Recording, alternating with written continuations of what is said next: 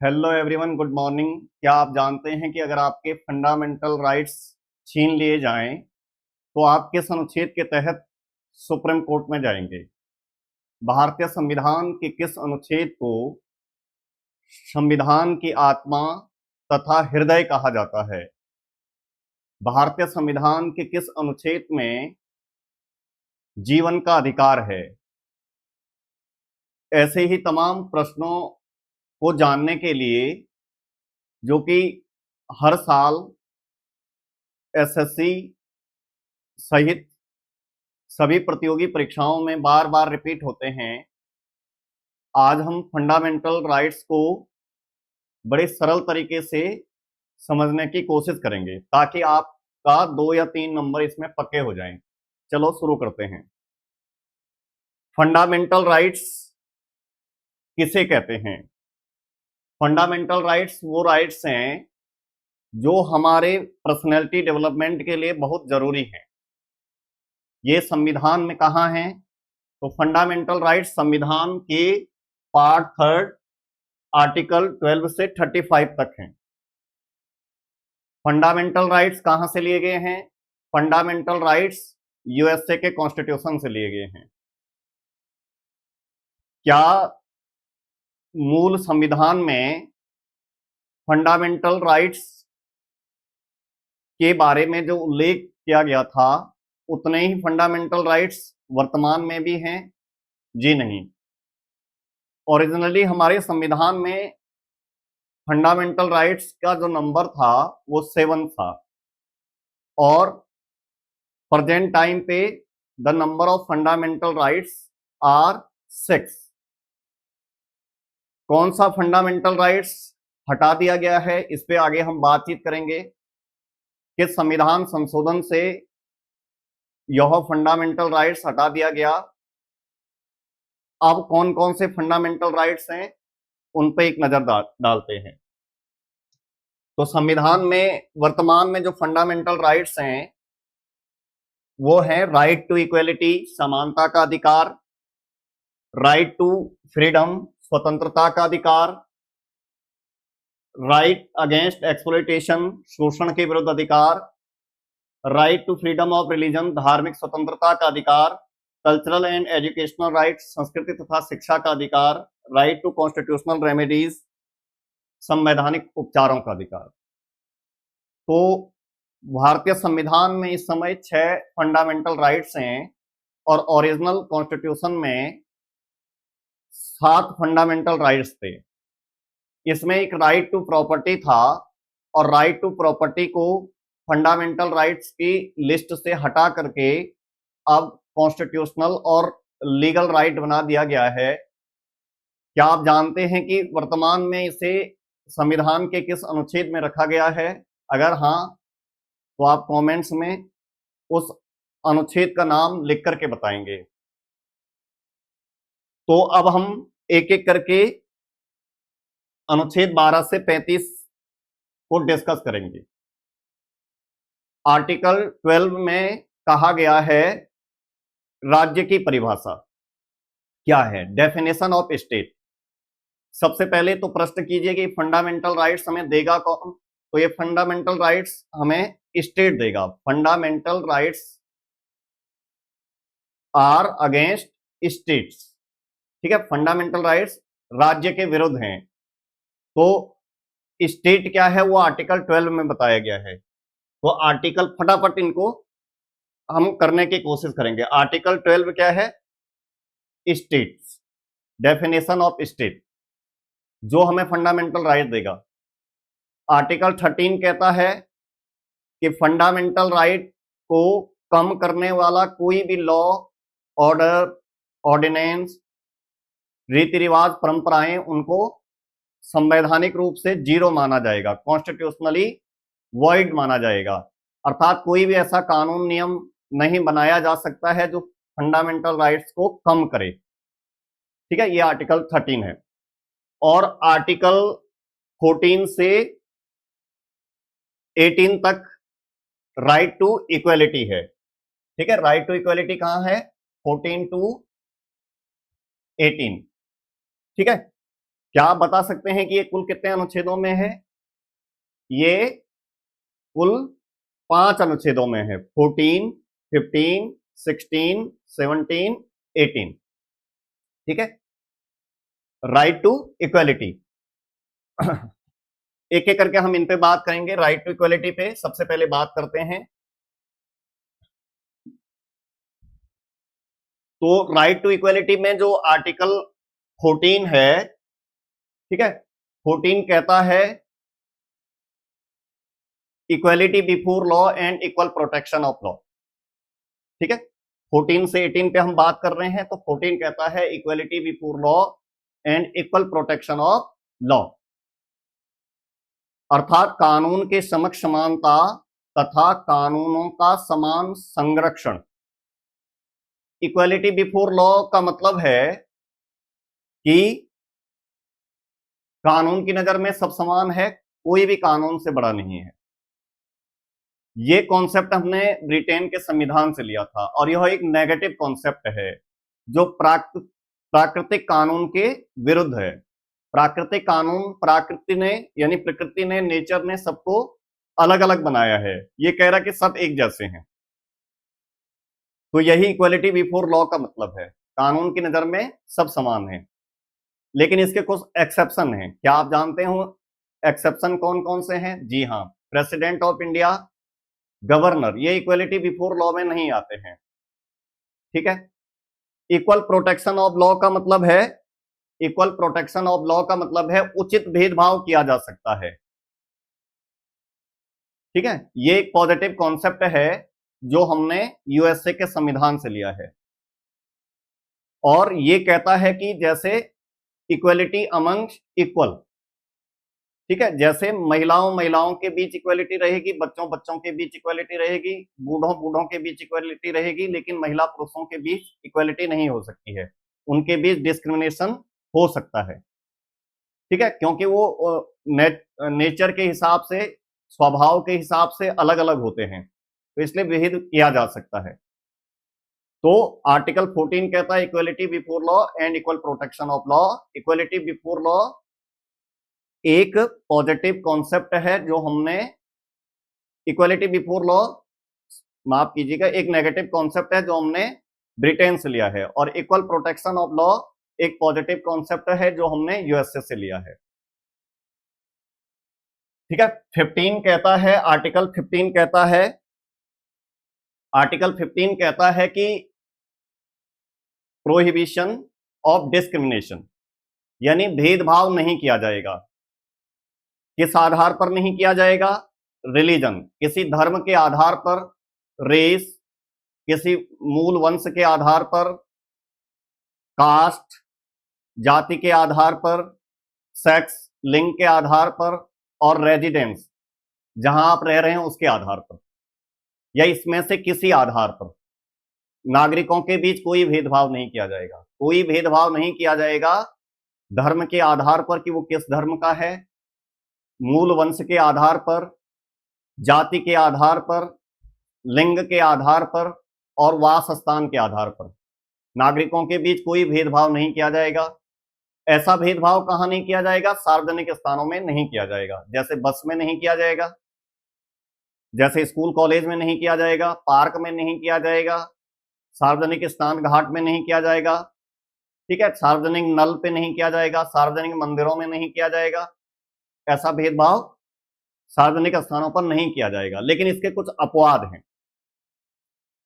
आप कह सकते हैं कि बस में तो महिलाओं के लिए अलग से रिजर्व सीट होती है, बच्चों को किराए में माफ होती है, छूट होती है, या स्कूल कॉलेज में सीटें रिजर्व होती है एसटी, एससी, ओबीसी के लिए। जी हाँ, तो पहला पॉइंट जो है वो इक्वालिटी बिफोर लॉ का है, कोई भेदभाव नहीं किया जाएगा। लेकिन आपने देखा कि आर्टिकल 14 कहता है इक्वल प्रोटेक्शन ऑफ लॉ, यानी भेदभाव किया जा सकता है। तो आर्टिकल 15 को आर्टिकल 14 के साथ पढ़ने पर हमें पता चलता है कि भेदभाव किया जा सकता है। तो आप कह सकते हैं कि 15 कह रहा है सार्वजनिक स्थानों पर कोई भेदभाव नहीं किया जा सकता है, लेकिन फिर भी हम इसके कुछ अपवाद पाते हैं। जैसे महिलाओं के केस में, बच्चों के केस में, एसटी, एससी, ओबीसी के केस में सरकार कुछ विशेष उपबंध कर सकती है। जैसे महिलाओं के लिए किराए में छूट, कुछ कुछ स्टेट में जैसे आपने देखा, बच्चों के लिए किराए में छूट, आधा किराए, या महिलाओं के लिए सीट रिजर्व, विकलांग के लिए सीट रिजर्व, ठीक है, SC ST OBC के लिए स्कूल कॉलेज में रिजर्वेशन यानी सीट रिजर्व, ये सब इक्वल प्रोटेक्शन ऑफ लॉ से निकला है। ठीक है, तो ये अनुच्छेद 15 के क्या हैं, अपवाद हैं। तो दोबारा अनुच्छेद 14 कहता है equality before law and equal protection of law. Article 15 कहता है प्रोहिबिशन ऑफ डिस्क्रिमिनेशन, किस आधार पर, धर्म के आधार पर, मूल वंश के आधार पर, जाति के आधार पर, सेक्स के आधार पर और रेजिडेंस के आधार पर कोई भेदभाव नहीं किया जाएगा, सार्वजनिक स्थानों पर नहीं किया जाएगा। लेकिन इसके अपवाद हैं क्या क्या, महिलाएं, बच्चे, SC ST OBC, सरकार इनके लिए कुछ विशेष उपबंध कर सकती है, इसके भेदभाव नहीं माना जाएगा। 15 16 कहता है लोक नियोजन में अवसरों की समानता, सरकारी नौकरियों में इक्वल अपॉर्चुनिटी होगी। लेकिन फिर आप कहेंगे कि रिजर्वेशन दिया जाता है, तो जी हां, आपने देखा 14 कहता है इक्वलिटी अमंगस्ट इक्वल्स, ठीक है, समानों के बीच समानता होगी और जो असमान है उनके बीच असमानता होगी। तो सरकार कुछ खास उपबंध कर सकती है नौकरियों में। दोबारा सुनिए, आर्टिकल 16 कहता है सरकारी नौकरियों में अवसरों की समानता होगी, इक्वल अपॉर्चुनिटी होगी सबके लिए। फिर हम देखते हैं कि सरकार ST SC OBC और इकोनॉमिकली वीकर सेक्शन के लिए अलग प्रोविजन करती है। किसी राज्य में डोमिसाइल की शर्त रख सकती है कि भाई डोमिसाइल होगा तो ही नौकरी मिलेगी। ये सब इक्वल प्रोटेक्शन ऑफ लॉ से निकला है। ठीक है, इक्वल प्रोटेक्शन ऑफ लॉ। तो आर्टिकल 16 के अंतर्गत कई क्लॉज हैं, उसमें आर्टिकल 16(4) में ST SC OBC के लिए रिजर्वेशन की व्यवस्था है। 16 क्लॉज 6 जोड़ करके इकोनॉमिकली बैकवर्ड क्लासेस के लिए 10% रिजर्वेशन की व्यवस्था कर दी गई है 2019 से, ये आप जानते हैं। 16 इज वेरी वेरी इंपॉर्टेंट। ठीक है, आर्टिकल 16 क्या है, एबोलिशन ऑफ अनटचेबिलिटी, छुआछूत का अंत। ठीक है, छुआछूत को एक दंडनीय अपराध घोषित कर दिया गया है 1955 में। छुआछूत को दंडनीय अपराध है। तो अस्पृश्यता का अंत या छुआछूत का अंत, ये बहुत ज्यादा रिपीटेड क्वेश्चन होता है आर्टिकल 17 में। आर्टिकल 18 क्या कहता है, एबोलिशन ऑफ टाइटल्स, उपाधियों का अंत। तो दोबारा रिपीट करेंगे, आर्टिकल 14 से 18 तक क्या है, समानता का अधिकार। आर्टिकल 14 से 18 तक क्या है, समानता का अधिकार। और समानता के अधिकार में आर्टिकल 14 कहता है कानून के समक्ष समानता, कानून का समान संरक्षण, equality before law and equal protection of law. Article 15 कहता है डिस्क्रिमिनेशन, ठीक है, प्रोहिबिशन ऑफ डिस्क्रिमिनेशन, किसके बीच, नागरिकों के बीच कोई भेदभाव नहीं किया जाएगा। कहां नहीं किया जाएगा, सार्वजनिक स्थानों पर नहीं किया जाएगा। इसके कुछ अपवाद हैं, महिलाएं, बच्चे, ST SC OBC। 16 कहता है सरकारी नौकरियों में अवसरों की समानता, ठीक है, सरकारी नौकरियों में इक्वल अपॉर्चुनिटी मिलेगी सबको, लेकिन फिर इसमें रिजर्वेशन की व्यवस्था का प्रावधान किया जा सकता है। 17 कहता है एबोलिशन ऑफ अनटचेबिलिटी, छुआछूत का अंत। और 18 कहता है एबोलिशन ऑफ टाइटल्स, उपाधियों का अंत। इन 5 अनुच्छेदों में क्या है, राइट टू इक्वलिटी है, समानता का अधिकार है। फिर आर्टिकल 19 से लेकर के 22 तक राइट टू फ्रीडम है। 19 से 22 तक क्या है, राइट टू फ्रीडम। ठीक, 19 से 22 तक राइट टू फ्रीडम है। और आर्टिकल 19 में 6 फ्रीडम्स दी गई है। आर्टिकल 19 में 6 फ्रीडम्स है। First, freedom to speech and expression, freedom to speech and expression, अर्थात भाषण और अभिव्यक्ति की आजादी। ठीक है, क्या आप जानते हैं कि भारत में प्रेस की आजादी किस अनुच्छेद में है? आगे मैं इस पर भी बातचीत करूंगा।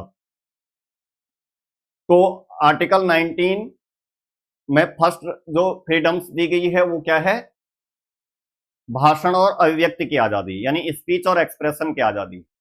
दूसरा क्या है?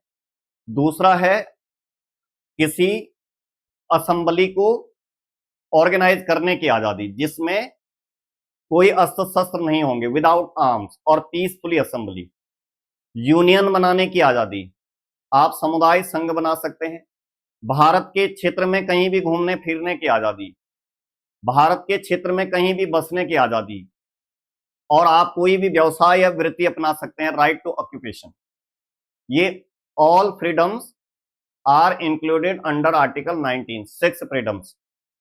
पहले संपत्ति की स्वतंत्रता थी, लेकिन अब संपत्ति के फंडामेंटल राइट्स को, राइट टू प्रॉपर्टी की लिस्ट से हटा दिया गया है, तो अब वो फ्रीडम्स नहीं है। तो कितनी फ्रीडम्स है 19 में? 6 फ्रीडम्स। कौन कौन सी? बोलने की आजादी, ठीक है, सभा करने की आजादी, समुदाय या यूनियन बनाने की आजादी, घूमने फिरने की आजादी भारत में कहीं भी, बसने की आजादी भारत में कहीं भी, और कोई भी नौकरी पेशा व्यवसाय अपनाने की आजादी, राइट टू प्रोफेशन। ठीक है, ये कहां है? आर्टिकल 19 में। 20 कहता है, 20 में 3 क्लॉज हैं। ठीक है, क्लॉज 20 कहता है कि किसी व्यक्ति को अपराधी कब माना जाएगा, और अगर उसने अपराध कर दिया तो उसके लिए कुछ प्रोटेक्शन देता है। क्या प्रोटेक्शन देता है? आर्टिकल 20 क्लॉज 1 कहता है कि किसी भी व्यक्ति को तब तक अपराधी नहीं माना जाएगा जब तक कि उसने कोई लॉ का वायलेशन नहीं किया है। किसी को तब तक क्रिमिनल नहीं माना जाएगा जब तक कि उसने कोई कानून नहीं तोड़ा है। ठीक है, और ये हमें एक्स पोस्ट फैक्टो लेजिस्लेशन से प्रोटेक्शन दिलाता है। किससे? X post facto legislation, protection from x post facto legislation. इसका क्या मीनिंग होता है? इसका मीनिंग होता है कि कोई भी ऐसा कानून नहीं बनाया जा सकता है अपराध से संबंध में जो पास्ट से लागू हो, भूतलक्षी विधायन से निषेध, यानी किसी वर्तमान अपराध को की सजा देने के लिए कानून भविष्य में नहीं बनाया जा सकता है, या वर्तमान में सजा देने के लिए कोई कानून तब तक नहीं लागू किया जा सकता है जब तक कि किसी ने उस कानून को नहीं तोड़ा है। ठीक है, तो इसको कहते हैं एक्स पोस्ट फैक्टो लेजिस्लेशन। या आप ये समझ सकते हैं कि जैसे मान लीजिए आज अपराध कर दिया है, ठीक है, और कोई कानूनी नहीं है, तो कानून बना करके फिर सजा नहीं दी जा सकती है, क्योंकि अपराध वही है जिसमें कानून को तोड़ा गया है, क्योंकि कानूनी नहीं था लेकिन अपराध कोई गलत काम हो गया है और वो अपराधी नहीं था, लेकिन अब उसको कानून बना करके अपराध घोषित करके उस व्यक्ति को दंडित नहीं किया जा सकता। हाँ, भविष्य में अगर कोई ऐसी घटना होगी तो उसको दंडित किया जा सकता है। इसी को एक्स पोस्ट फैक्टो लेजिस्लेशन कहते हैं। तो ये हमें एक्स पोस्ट फैक्टो लेजिस्लेशन से प्रोटेक्शन देता है। Article 20, protection from double jeopardy. Double jeopardy का मतलब होता है दोहरे दंड से निषेध, यानी एक ही अपराध के लिए हमें 2 बार दंडित नहीं किया जा सकता है। यानी हमने एक बार किसी का मर्डर कर दिया और हमें सजा होगी तो बस हो गया, तो उस अपराध के लिए 2 बार हमें दंड नहीं दिया जाएगा। हाँ, अगर आप दूसरा मर्डर करेंगे तो फिर दंड दिया जाएगा। ठीक है, तो एक ही अपराध के लिए 2 बार दंड नहीं दिया जाएगा। और तीसरा कह रहा कि अपने ही खिलाफ गवाह बनने के लिए मजबूर नहीं किया जाएगा। Protection from self incrimination. ठीक है, अपने ही खिलाफ गवाह बनने के लिए आपको मजबूर नहीं किया जाएगा कि आप अपने ही खिलाफ गवाही दो। दोबारा सुनो, ये अनुच्छेद हमें 3 प्रकार के प्रोटेक्शन देता है। कौन सा अनुच्छेद की बात हो रही है? आर्टिकल 20 की बात हो रही है। कौन से? कि आपको तब तक अपराधी नहीं माना जाएगा जब तक कि आपने किसी कानून को न तोड़ा हो। नंबर 2, अगर आपने एक बार अपराध कर दिया है तो उसके लिए आपको एक ही बार सजा दी जाएगी, 2 बार सजा नहीं दी जा सकती है। और नंबर 3, आपको अपने ही खिलाफ गवाह देने के लिए मजबूर नहीं किया जा सकता है। आर्टिकल 21, आर्टिकल 21 में जीवन का अधिकार है। ठीक है, जीवन का अधिकार, right to life, right to life. और राइट टू लाइफ का मतलब है कि शानदार जीवन जीने के लिए जो भी संभव परिस्थितियां चाहिए वो सारे इसमें हैं, जैसे स्वच्छ पानी का अधिकार, पर्यावरण का अधिकार, right to information, right to shelter, किसी अगर आपको खतरा नजर आ रहा है तो आप शेल्टर का भी अधिकार है। ठीक है, ये सारे अधिकार इसमें इंक्लूड हैं। Right to privacy also included under article 21। तो ये सारे अधिकार इसमें इंक्लूड हैं। कहां? अनुच्छेद 21 जीवन के अधिकार में। और अनुच्छेद 21 में हमने क्या किया कि अनुच्छेद 21 में हमने क्या किया? 21A ऐड किया। 21A ऐड किया। कब ऐड किया? 86 constitutional amendment act, 86 constitutional amendment act, amendment act 2002 के द्वारा। ठीक है, और ये इसमें प्रावधान किया गया कि 6 से 14 साल के बच्चों को फ्री और कंपलसरी एजुकेशन दी जाएगी। तो इसका मतलब है कि राइट टू एजुकेशन कहां है? 21A में। 21A में, 21 में राइट टू लाइफ और 21A में right to education. Originally mention in article 45 अंडर DPSP, लेकिन 86 कॉन्स्टिट्यूशनल अमेंडमेंट एक्ट के द्वारा हमने उसको वहां से लेकर के यहां रख दिया। कहां? 21A, 21A में। और अब ये एक फंडामेंटल राइट्स है, तो हर बच्चा जो 6 से 14 साल का है, चाहे वो देसी है या विदेशी है, उसे भारत में फ्री और कंपलसरी एजुकेशन का राइट है। ठीक है, तो 21A is very very important. और 22 में क्या है? 22 में है अगर किसी को अरेस्ट कर दिया गया है तो उसके लिए कुछ प्रोटेक्शन है। ठीक है, पहली बात तो इसमें यह कही गई है कि अगर किसी को अरेस्ट किया जा रहा है तो उसको अरेस्ट किए जाने के कारण बताने होंगे। दूसरी बात इसमें यह है कि उसे अपने मनपसंद लॉयर रखने का राइट होगा। और तीसरी बात इसमें यह है कि उसे 24 घंटे के भीतर नियरेस्ट डिस्ट्रिक्ट मैजिस्ट्रेट के पास ले जाया जाएगा, और डिस्ट्रिक्ट मैजिस्ट्रेट फिर देखेगा कि क्या सही है क्या गलत है, या तो उसे बेल दे सकता है यानी मुक्त कर सकता है। अगर वो देखेगा कोई खास एविडेंस नहीं है तो उसको वरी कर सकता है, जिसको कहेंगे बेल मिल गई उसको। अगर डिस्ट्रिक्ट मैजिस्ट्रेट को लगता है कि और ज्यादा पूछताछ किए जाने की जरूरत है तो उसे पुलिस या CBI कस्टडी में रख सकता है और अधिक पूछताछ करने के लिए अभी जेल नहीं भेजा गया है। और अगर अपराध सच में पाया गया है तो उसको जुडिशियल कस्टडी में रख सकता है, जिसको जेल कहते हैं। ये सारी बातें कहां मेंशन है? आर्टिकल 22 में मेंशन है। ठीक है, तो 19 से 22 तक सारे राइट्स को हम कहते हैं राइट टू फ्रीडम्स। ठीक है, right to freedom, right against exploitation, इससे आगे के राइट 23 और 24 में शोषण के विरुद्ध अधिकार है। शोषण के विरुद्ध अधिकार दिए गए हैं, राइट अगेंस्ट एक्सप्लॉयटेशन, शोषण के विरुद्ध अधिकार। आर्टिकल 23 कहता है प्रोहिबिशन ऑफ ह्यूमन ट्रैफिक, ठीक है, एंड फोर्स लेबर, अर्थात मानव दुर्व्यापार और बलात् श्रम का निषेध, यानी मानव का व्यापार नहीं किया जा सकेगा। ठीक है, और किसी को जबरदस्ती बेगार नहीं कराया जाएगा, जबरदस्ती किसी से काम नहीं कराया जाएगा। ठीक है, इसको समाप्त करता है। और आर्टिकल 24 बार बार रिपीटेड होने वाला आर्टिकल है। ये कहता है कि 14 साल से कम आय के बच्चों को किसी भी काम पर नहीं लगाया जा सकता है। 23 कहता है कि मानव का व्यापार नहीं किया जाएगा और किसी को जबरदस्ती काम पर नहीं लगाया जा सकता है, फोर्सफुली किसी से काम नहीं लिया जा सकता है। और 24 कहता है कि 14 वर्ष से कम आयु के बच्चों को काम पर नहीं लगाया जा सकता है। ठीक है, इन दोनों आर्टिकल्स को हम एक साथ कहते हैं राइट अगेंस्ट एक्सप्लॉइटेशन, शोषण के विरुद्ध अधिकार।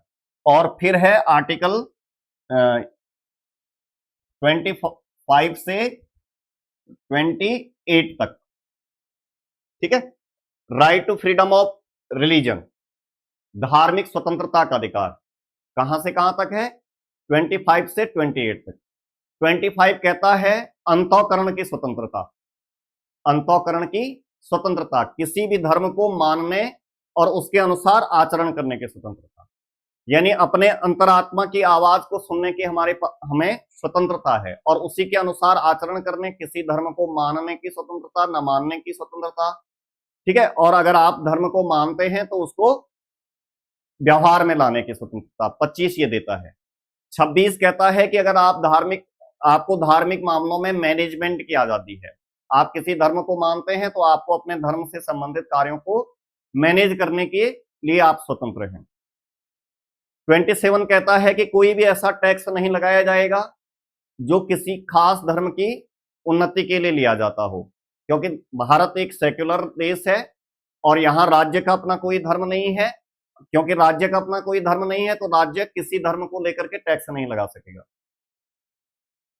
28 कहता है कि किसी भी शिक्षा संस्थान में धार्मिक शिक्षा ग्रहण करने या न करने का अधिकार, यानी आप ये कह सकते हैं कि अगर कोई भी शिक्षा संस्थान है, सर्टेन एजुकेशन इंस्टीट्यूशंस कह सकते हैं, किसी भी खास तरह के शिक्षण संस्थान में, जैसे सरकारी स्कूलों में, धार्मिक शिक्षा लेने और न लेने का अधिकार, धार्मिक सेरेमनी में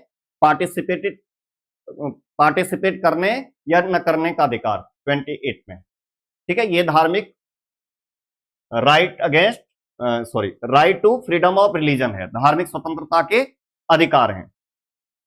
उसके बाद हमारे पास 29 और 30 में, 29 और 30 में क्या है? 29 और 30 में है कल्चरल एंड एजुकेशनल राइट्स। ठीक है, आगे मैं आपको यह भी बताऊंगा कि कौन से ऐसे आर्टिकल्स हैं जो इमरजेंसी के टाइम पे भी सस्पेंड नहीं किए जा सकते हैं, तो आप अंत तक बने रहिए मेरे साथ। ठीक है, 29 से लेकर के 30 तक हमारे पास क्या है? कल्चरल एंड एजुकेशनल राइट, संस्कृति व शिक्षा का अधिकार। ये सिर्फ माइनॉरिटीज को है प्राप्त, जो भारत में माइनॉरिटी घोषित कर दी गई है सरकार के द्वारा, वो है, उनके लिए है। तो 29-30 केवल अल्पसंख्यकों के लिए है। 29 क्लॉज ए कहता है कि अल्पसंख्यकों को अपनी भाषा यानी लैंग्वेज, लिपि, स्क्रिप्ट और संस्कृति को बनाए रखने का राइट होगा। 29 क्लॉज बी कहता है, ठीक है, 29 क्लॉज ए क्या कहता है कि अल्पसंख्यकों को अपनी भाषा, लिपि और संस्कृति को बनाए रखने का राइट्स होगा। और 29 के बाद 30 क्या कहता है? आर्टिकल 30 कहता है कि अल्पसंख्यकों को अपनी मनपसंद की शिक्षा संस्थाओं को स्थापित करने का राइट होगा, यानी वो अपने मनपसंद, अपने चॉइस की शिक्षा संस्थाओं को, एजुकेशनल इंस्टीट्यूशन को सेटअप कर सकते हैं। और इसी में आगे 30 क्लॉज बी जोड़ दिया गया है, जिसमें कहा गया है कि किसी भी अल्पसंख्यक को इस आधार पर, किसी भी अल्पसंख्यक इंस्टीट्यूशंस को इस आधार पर सरकार डोनेशन देने से मना नहीं कर सकती है कि वहां किसी खास धर्म की शिक्षा दी जा रही है। यानी जैसे कि 28 में कहा गया है कि धार्मिक शिक्षा संस्थाओं में जो है वो धार्मिक शिक्षा नहीं दी जा सकती है, शिक्षा संस्थाओं में धार्मिक शिक्षा नहीं दी जा सकती है। अगर दी जाएगी तो सरकार डोनेशन नहीं देगी, 28 में कहा गया है। लेकिन अल्पसंख्यकों के केस में 30 क्लॉज बी में कहा गया है कि अगर अल्पसंख्यक अपनी संस्कृति को प्रिजर्व रखने के लिए, प्रोटेक्ट करने के लिए कोई इंस्टीट्यूशन सेटअप करते हैं तो सरकार उन्हें डोनेशन भी देगी। ठीक है, तो 29 क्लॉज ए अल्पसंख्यकों को अपनी भाषा, लिपि और संस्कृति को बनाए रखने का अधिकार देता है। 29 क्लॉज बी कहता है कि किसी भी अल्पसंख्यक को, किसी भी नागरिक को इस आधार पर शिक्षा संस्थान में प्रवेश से मना नहीं किया जा सकता है कि वो खास धर्म, खास वंश, जाति, भाषा से बिलोंग करता है। ठीक है, और 30 कहता है कि अल्पसंख्यक अपने चॉइस के एजुकेशनल इंस्टीट्यूशन सेटअप कर सकते हैं, 30 ए। और 30 बी कहता है कि अल्पसंख्यकों को जो उन्होंने अपना एजुकेशनल इंस्टीट्यूशन सेटअप किया है, सरकार उन्हें डोनेशन भी देगी। ठीक है, ये केवल माइनॉरिटी के लिए है। क्या आप बता सकते हैं कि भारत में माइनॉरिटी को डिसाइड करने का बेस क्या है, किस आधार पर सरकार भारत में माइनॉरिटी को डिक्लेयर करती है? इसका उत्तर भी आपको आगे मिलेगा। चलो अभी हम आगे बढ़ते हैं। और उसके बाद हमारे पास है 31 में राइट टू प्रॉपर्टी था। 31 में क्या था? Right to property. और राइट टू प्रॉपर्टी को हमने फंडामेंटल राइट्स की लिस्ट से हटा करके अब आर्टिकल 300 ए में क्या बना दिया है? एक कॉन्स्टिट्यूशनल और लीगल राइट बना दिया है। तो अब ये फंडामेंटल राइट नहीं है। ठीक है, तो उसके बाद right to constitutional remedies, article 32। Right to constitutional remedies, संवैधानिक उपचारों का अधिकार। इस अनुच्छेद को डॉक्टर भीमराव अंबेडकर ने संविधान की आत्मा तथा हृदय कहा। ये एग्जाम में बार बार रिपीट होने वाले अनुच्छेदों में से एक है। क्यों कहा होगा? ये इसलिए कहा क्योंकि अगर किसी भी मौलिक अधिकार का वायलेशन होता है, कोई भी मौलिक अधिकार हमसे छीना जाता है, तो हम इस अनुच्छेद के द्वारा डायरेक्ट सुप्रीम कोर्ट में जा सकते हैं। सुप्रीम कोर्ट 5 रिट में से कोई एक रिट जारी करेगा या एक से अधिक रिट जारी करेगा। ये 5 रिट क्या क्या हैं? ये 5 रिट है: हैबियस कॉर्पस, बंदी प्रत्यक्षीकरण, मैंडेमस, परमादेश, प्रोहिबिशन, प्रतिषेध, सर्चियरी, उत्प्रेषण, कोवेरेंटो, अधिकार परीक्षा। अगर आप चाहते हैं इस पर अलग से वीडियो बनाया जाए तो आप कमेंट्स में मुझे बता दीजिए, मैं एक वीडियो इस पे भी बना दूंगा। ठीक है, 32 में आर्टिकल 33 में कहते हैं, आर्टिकल 33 में ये मेंशन है कि संसद को ये राइट दिया गया है कि वो आर्म्ड फोर्सेस या इंटेलिजेंस ब्यूरो के फंडामेंटल राइट पर कुछ लिमिट लगाने के लिए, उनके फंडामेंटल राइट्स को कुछ हद तक कम करने के लिए क्या कर सकती है? कानून बना सकती है, ताकि जनहित में काम किया जा सके। तो संसद को कानून बनाने की शक्ति देता है आर्टिकल 33। आर्टिकल 34 कहता है कि अगर किसी क्षेत्र में मार्शल लॉ लागू है तो संसद वहां के लोगों के फंडामेंटल राइट से संबंधित कानून बना सकती है। उन फंडामेंटल राइट को कुछ समय के लिए सस्पेंड करने से रिलेटेड कानून बना सकती है। 34। 35 कहता है ये संसद को कुछ राइट्स देता है कि आप कुछ फंडामेंटल राइट्स को इंप्लीमेंट में लाने के लिए, जैसे आर्टिकल 17 अस्पृश्यता का अंत करने के लिए कुछ कानून बनाया जाए। तो संसद को कानून बनाने की शक्ति देती है कुछ फंडामेंटल राइट को इंप्लीमेंट में लाने के लिए। 35। ठीक है, ये फंडामेंटल राइट्स कुछ विशेष परिस्थितियों में सस्पेंड किए जा सकते हैं, जैसे ड्यूरिंग नेशनल इमरजेंसी। क्या आप जानते हैं कि राष्ट्रीय आपातकाल किस अनुच्छेद के द्वारा लगाया जाता है? अगर आप जानते हैं तो आप कमेंट्स में इसका उत्तर बताएंगे, और अगर आप नहीं जानते हैं तो आप मुझे ये बताएंगे कि इमरजेंसी पे एक वीडियो बनाई जाए। मैं एक वीडियो इमरजेंसी पे भी बना दूंगा। तो जैसे ही नेशनल इमरजेंसी लगती है देश में, तो क्या होता है कि आर्टिकल 19 ऑटोमेटिकली सस्पेंडेड, अनुच्छेद 19 अपने आप निलंबित हो जाता है। और अगर और फंडामेंटल राइट्स को सस्पेंड करना है तो उसके लिए अलग से अनाउंसमेंट करना पड़ता है। लेकिन आर्टिकल 20 और 21 में जो फंडामेंटल राइट्स दिए गए हैं वो नेशनल इमरजेंसी के टाइम पे भी सस्पेंड नहीं किए जा सकते हैं। This is very very important point. इसी तरह के प्रश्नों का उत्तर और वीडियो देखने के लिए आप इस चैनल को सब्सक्राइब करिए। Thank you for watching.